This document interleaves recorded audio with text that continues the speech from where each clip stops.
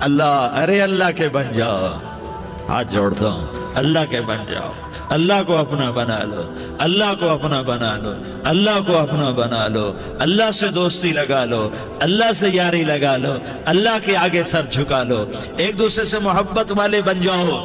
ہاں ہاں، یہ وہ شخص تھا، کل اس کی میت کو دیکھ کر کوئی اس کو کندھا دینے نہ تھا، اس کے اپنے بھی اس کو غسل نہ دیتے، اس کے اپنے اس کو کفن نہ دیتے۔ اے میرے بندو، اے میرے میرے میرے، جیسے ماں کہتی میرا لال، میرا بچہ، میرا بیٹا، میرا چاند، تو اس میں کیا محبت ٹپک رہی ہوتی ہے، کیا شہد گھلا ہوتا ہے، اس کا کون ترجمہ کرے؟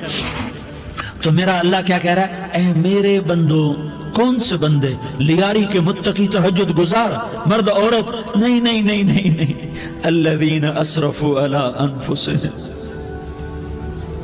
اللہ یوں کہہ رہا ہے، اے میرے نافرمان بندو، اے میرے نافرمان بندو، اے میرے میرے میرے۔ اپنا بیٹا نافرمان ہو تو ماں کہتی تو میرا بیٹا نہیں ہے، دور ہو جا میری نظروں سے۔ باپ کہتا ہے تو میرا نطفہ ہی نہیں ہے، میں تجھے عاق کرتا ہوں جائیداد سے۔ اور اللہ کہتا ہے، اللہ کہتا ہے، اے میرے بندے، اے میرے بندے، اے میرے بندے، میرے بندے، تم میرے ہو، تم کیوں ڈر گئے ہو؟ کتنوں کو تمہارے گناہ ہیں؟ زمین بھر دی ہے، زمین بھر دی ہے، آسمان بھر دیا ہے، آسمان تک تیرے گناہ چلے گئے۔ اور نہیں نہیں نہیں، تھوڑے سے تو تیرے گناہ ہیں۔ لا تقنطوا من رحمت اللہ ان اللہ یغفر الذنوب جميعا، میری رحمت سے مایوس نہ ہو، تم توبہ کرو، میں تمہارے سارے گناہ معاف کروں گا۔ تم توبہ کرنے والے بنو، میں تمہارے سارے معاف کروں گا۔ یا عبادی الذین اسرفوا علی انفسہم، اے میرے نافرمان بندو، آ جاؤ آ جاؤ، مجھے منا لو، مجھے راضی کر لو۔ من تقرب الی تلقیتہ من بعید، تم مجھے راضی کرنے آؤ، میں آگے بڑھ کے تمہارا استقبال کروں گا۔ کوئی ناراض، میں کسی سے ناراض ہو جاؤں، وہ مجھے منانے آئے تو میں اس کا استقبال کروں گا یا منہ موڑ کے بیٹھوں گا اور اسے سلواتیں سناؤں گا، جلی کٹی سناؤں گا؟ میرا رب کہتا ہے لیاری کا جو مجھے راضی کرنے آتا ہے، میں آگے بڑھ کے اس کا استقبال کرتا ہوں۔ میں کہتا ہوں آجا میرا بندہ، میں تو کب سے تیرے انتظار میں تھا کہ کب توبہ کرے گا اور میں معاف کروں گا، کب توبہ کرے گا اور میں معاف کروں گا۔ اللہ کو اپنا بناؤ، اس کے در پر جھکنے کے ساتھ۔ ہمارے گناہوں کی حیثیت ہی کوئی نہیں ہے۔ بنی اسرائیل میں ایک آدمی نے 99 قتل کیے، اس کو خیال آیا میں توبہ کروں، ایک عبادت گزار کے پاس گیا اور اس سے پوچھنے لگا میں نے 99 قتل کیے ہیں، میری توبہ ہو سکتی ہے؟ اس نے کہا ہرگز نہیں، تو بڑا ظالم ہے، تیری کوئی توبہ نہیں۔ اس کو غصہ چڑھا، اس نے اسے بھی قتل کر دیا، 100 کر دیے۔ پھر اس کو خیال آیا میں توبہ کروں، تو وہ ایک عالم کے پاس گیا اور اس سے پوچھنے لگا میں نے 100 قتل کیے ہیں، کیا میری توبہ ہو سکتی ہے؟ کہ بیٹا کیوں نہیں ہو سکتی توبہ؟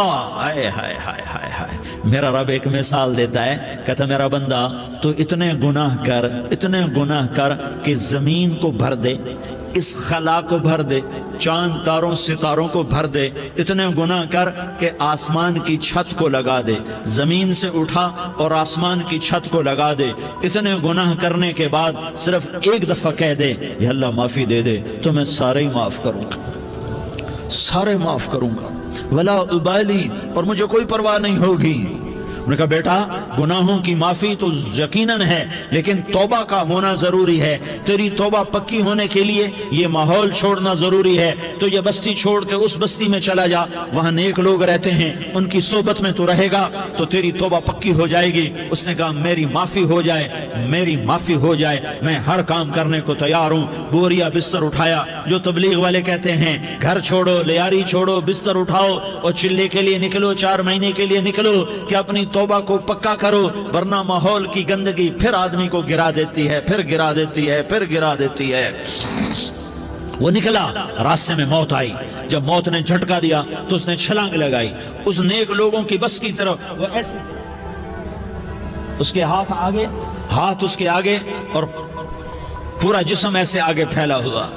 اللہ تعالیٰ نے لیاری والوں کو قصہ سنانا تھا تو دونوں فرشتے بھیج دیے، جنت کا بھی آ گیا، جہنم کا بھی آ گیا۔ جہنم والے کہنے لگے مجرم ہے، ہتھ کڑی لگاؤ۔ جنت والے کہنے لگے مہمان ہے سہرے پہناؤ۔ جہنم والے کہنے لگے توبہ ادھوری ہے، ابھی توبہ پکی نہیں ہے، ابھی نیک لوگوں کے شہر کو پہنچا ہی نہیں ہے کہ موت آ گئی۔ اور جنت کے میں کہنے لگے نہیں نہیں نہیں، توبہ ارادے سے ہو جاتی ہے، ارادہ کر لیا توبہ ہو گئی، ہمارا مہمان ہے۔ اللہ نے تیسرا فرشتہ بھیجا، جاؤ فیصلہ کرو۔ کیا فیصلہ کرو؟ وہ یہاں مرا پڑا ہے، یہ اس کی بستی ہے، یہ نیک لوگوں کی بستی ہے، وہ یہاں مرا پڑا تھا۔ اللہ تعالیٰ نے کہا فیصلہ کیا کرتا ہوں کہ یہ فاصلہ ناپو، اگر گھر کے قریب ہے تو دوزخ والے لے جاؤ، اگر نیک لوگوں کی بستی کے قریب ہے تو جنت والے لے جاؤ، یہ میرا فیصلہ ہے۔ ہائے ہائے واہ میرا رب، میں تیرے قربان۔ ہوا کیا تھا؟ وہ گھر کے قریب تھا اور نیک لوگوں کی بستی سے دور تھا۔